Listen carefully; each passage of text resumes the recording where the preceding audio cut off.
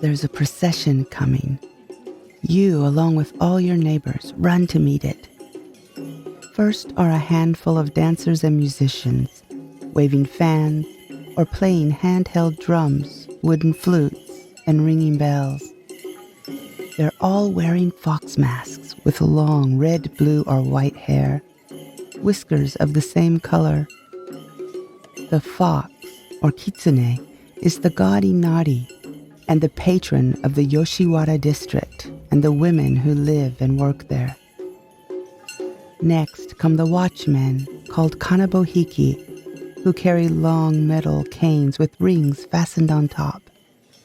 They shake the metal rings to keep time with the music and to alert nearby townspeople that the Oiran dochu has started. More people gather to watch. After the kanabohiki are the tekomai. These are women dressed in men's clothes and hairstyles. Behind them come the chochin mochi, holding paper lanterns with the name of the top Oiran or tayu painted on them. Next are the top Oiran or courtesan's servants. They're called kamuro and are young girls with bangs and bob haircuts dressed in red kimono. Then finally comes the reasons crowds of people are packed on both sides of the street. The Oiran or tayu, the top courtesan herself. She's absolutely stunning, dressed in layers and layers of brilliantly colored silk kimono. Scarlet and gold, turquoise and silver. Her obi, which is called a manaita and tied in the front, is also colorful and intricately embroidered. Her hair is oiled and waxed and adorned with dozens of expensive kanzashi, or hairpins and combs, made from tortoiseshell or boxwood or coral. Framing her face are 2 silver ornaments with long dangly pieces that sparkle as she walks. You'll also notice she's taller than anyone else in the procession, wearing a kind of black geta that's 20 centimeters or almost 8 inches high. A katakashi no otokoshu stays close beside her. She keeps one hand on his shoulder for support. Behind is the kasamochi otokoshu, carrying a large lacquered umbrella. For the entire slow procession, when the top courtesan walks, she is doing something called a soto hachimonji, where, as she steps, she twists her ankle, inscribing the figure 8 on the ground. Then she rocks back, only to step forward again, lightly dragging the bottom of the geta in another figure 8. What you're watching is called Oiran dochu, the procession of the Oiran. So today, let's talk about not the geisha, but the Oiran, a very high-ranking courtesan.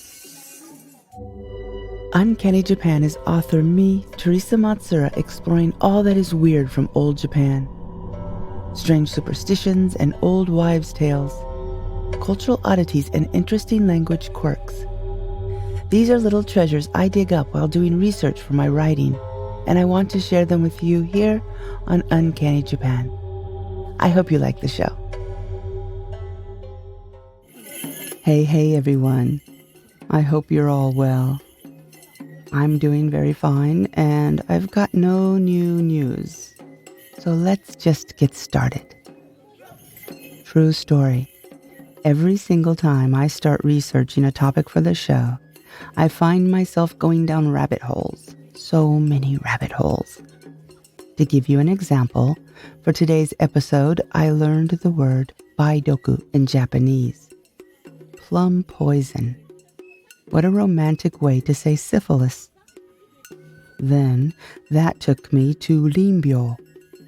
Rin is a character that means to pour or to drip, while byo is disease. Dripping disease. Any guesses what that could be? Is that your final answer? Yeah, you're right. Gonorrhea. 6 hours later, and I remember what it is I'm supposed to be reading about in the first place. One of my pet obsessions since I first learned about them is the Oiran. But what is an Oiran? First, Oiran are not geisha. While it wasn't so when I was growing up, I think it's common knowledge now to know that geisha, geiko, or their apprentices, maiko, are professional entertainers who are trained in various traditional Japanese arts like dancing, singing, playing several instruments, even learning witty conversation and games to play with their customers. They're not prostitutes, though. The old word for prostitute is yujo, the characters for play and woman, or woman of pleasure. From the 16th century, walled quarters of the city called yukaku were built. They were deemed the pleasure quarters, and it was illegal to do sex work anywhere else. I read somewhere, and now I can't find it, but it wasn't because it was stigmatized, but more to keep areas of the city designated for different things. There was the theater district, the merchant district, uptown, poorer neighborhoods, and the yukaku, or red light district. The three most well-known yukaku in Japan back in the day were Shimabara in Kyoto, Shinmachi in Osaka, and Yoshiwara in Edo, or now Tokyo. All the yujo who worked there were classified and licensed. Of all the classes of yujo, the Oiran refers to very high-ranking courtesans, with the tayu being the very tippy top. So tippy top, as an example, in 1688, there were 329 registered courtesans in Shimabara, Kyoto, and only 13 tayu. In Osaka and Yoshiwara, there were 2,790 courtesans and only 3 tayu. The word oiran comes from the phrase oira no tokoro no nee-san, the young woman at my place. The kanji characters for oiran are flower and first, or leader. And while, yes, they also engaged in sex work, they were trained in traditional arts similar to the geisha. Traditional music, calligraphy, tea ceremony, waka poems, koto shamisen, flower arrangement, and the strategy game Go. While some of their skills were the same as the geisha, some were quite different. So how do you tell a geisha and an oiran apart? Actually, it's quite easy. The quickest tell is to look at her feet. While both wore geta, the geishas are low to the ground and she wears them with white tabi socks. Oiran wear tall geta to make sure she's taller than everyone else in the Oiran dochu procession, as I described earlier. And she wears them barefoot. So look for bare feet. That's an oiran or a tayu. Also, the geisha's kimono compared to the oirans or tayus was, while elegant, still quite modest and subdued in color and design. The oirans being much more brightly colored with even gold patterns and almost ridiculously layered. And that gorgeous obi tied around their waists? That's also a big difference too. We're used to seeing them tied in the back. That's how the geisha and normal people wear them. But oiran have them tied in the front in what's called a mae musubi, or front knot. There are several theories to the reason for this. One I read over and over was that they did it because the obi were so extravagant and expensive, and sometimes gifts from patrons. Another big difference is the hairstyle and number of ornaments. Hairpins, kanzashi, and combs, kushi, were also given as gifts from fawning and very rich customers, so they too were prominently displayed. The oiran or tayu wore many hair ornaments. So the oiran were kind of the celebrities of their day, popular not just inside the yukaku, but also outside. If a merchant wanted to spend some time with an oiran, it would set him back an entire year's salary. Also, the higher the class, the more say she had in the customers she saw. So of course it was only the very upper classes who could afford them.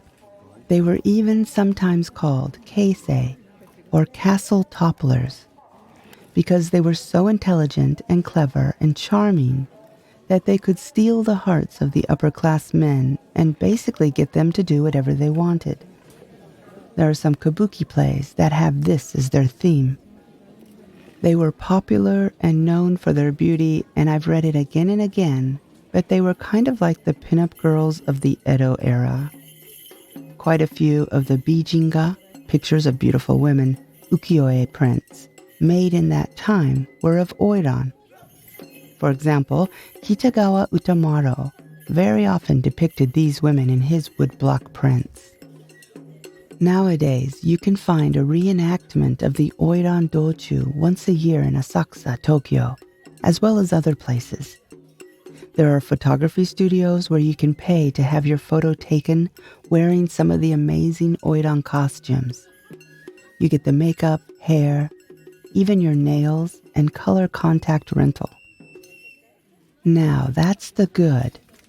But even though the Oiran and Taiyu are quite romanticized, even here in Japan, that's nowhere near the whole story. While it's easy to focus on the gorgeous silks and hair ornaments, the fancy makeup, and the superstar status and ceremony, this wasn't exactly the glamorous job it seems. These really were girls from poor farming or fishing and sometimes low-ranking samurai families who were sold into the business. There were men who would travel all around Japan collecting them. I read that the girls were taught a certain way of talking to hide their accents that might give away where they were from. You have to remember how utterly poor so many Japanese people were back then. These were families struggling to feed their children. Then some man comes along from the city. One thing I read again and again, and it seems like the way the parents justified doing this, or maybe it was the line he used to convince those parents to sell their little girl, but it was a line that went something like this. By going to Yoshiwara, your daughter will eat white rice every day, wear fine kimono, and sleep on a soft futon every night. These girls were called kamuro and made to wait on the Oiran for years until they were ready to start studying and preparing for their work. If that's not bad enough, it was very rare these women had their own wealth. No matter how popular they were and how much money they made, it seems they were always in debt. The people who ran the houses where they worked would charge for every little thing. In effect, they had no money at all. The only way to truly escape the life in the yukaku was to have some extremely rich man fall in love and, air quotes, save her. Even then, he had to pay off all her debt before she was allowed to leave. And Oiran also worked 2 long shifts, all but 2 days a year. She got New Year's and Obon off. Oh, and there's also the plum poison. Sexually transmitted diseases were quite common, and treatment wasn't very good. So that. I'll end with a recommendation, though.